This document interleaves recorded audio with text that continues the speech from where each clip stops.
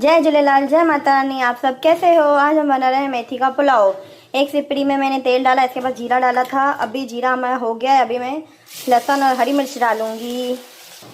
आप देख सकते हो हमारा हरी मिर्च और लहसुन का जो मैंने डाला था चॉप करके, बस थोड़ा सा गोल्डन ब्राउन होगा। इसके बाद हम इसमें टोमेटो डालेंगे। आप देख सकते हो हमारे लहसुन और हरी मिर्च पक गई अच्छी तरह। इसमें हम डालेंगे अभी हमारी मेथी जो मैंने चॉप करके रखी थी बारीक से। मैंने मेथी डाल दी है। आप देख सकते हो हमारी मेथी अच्छी तरह पक गई है।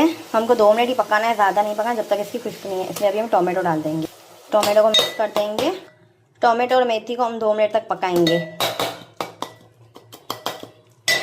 आप देख सकते हो मेथी और टोमेटो अच्छी तरह पक गए। इसमें मैं अभी आलू डालूंगी। जो आलू मैंने हल्के से फ्राई करके रखे थे वो डालूंगी, और पीज डालूंगी जिसको हरे मटर भी बोलते हैं। इसको हम 1 मिनट के लिए मिक्स कर देंगे। अभी इसमें हम सब मसाले डालेंगे। हल्का सा नमक,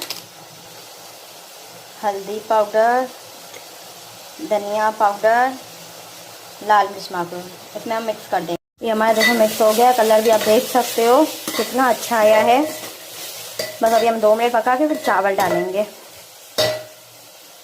आप देख सकते हो हमारे 2 मिनट हो गए। इसमें हम भी चावल डालूंगी जो मैंने भिगो के रखे थे। आप देख सकते हो मैंने चावल डाल दिए हैं। अब इसको हम मिक्स करेंगे।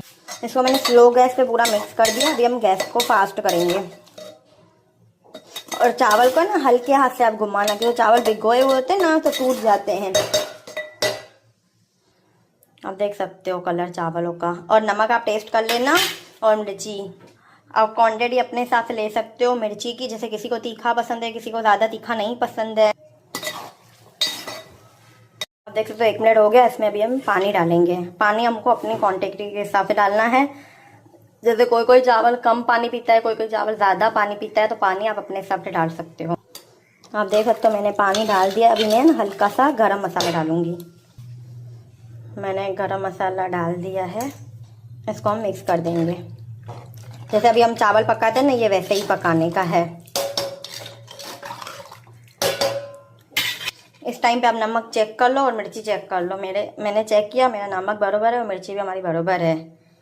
आप देख सकते हो हमारे पुलाव को। अभी देखो इसमें ना हल्का सा पानी पड़ा है, एकदम हल्के हाथ से आप घुमाना।